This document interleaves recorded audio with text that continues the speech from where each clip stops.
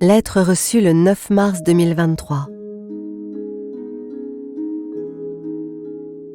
Chère Betty, quel bonheur de t'avoir écouté nous raconter cette incroyable histoire d'un visage qui ne vieillit pas.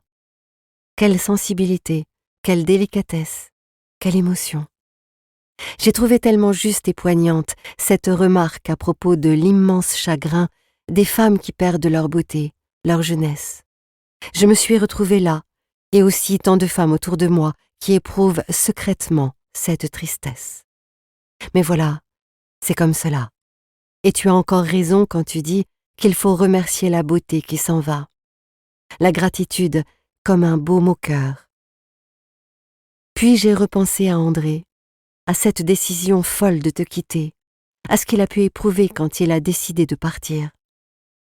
Bien sûr, je comprends la douleur de constater un décalage dans vos deux mûrissements, mais après tout, je crois avoir compris que ton âge intérieur continuait d'évoluer au même rythme que le sien.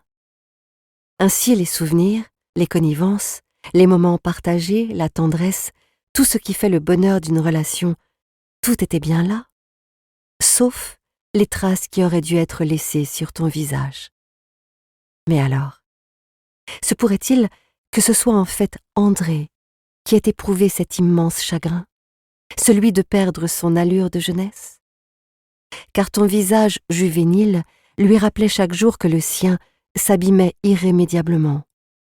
Après tout, les hommes aussi perdent leur beauté, leur sveltesse et leur galbe, mais de cette tristesse-là, il n'est jamais question. Tristesse évincée par notre société qui privilégie la beauté des femmes et la compétence des hommes.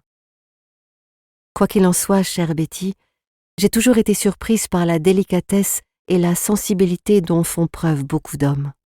J'aime l'idée qu'ils ne diffèrent pas de nous sur la question de leur apparence et qu'ils puissent aussi avoir peur des marques du temps.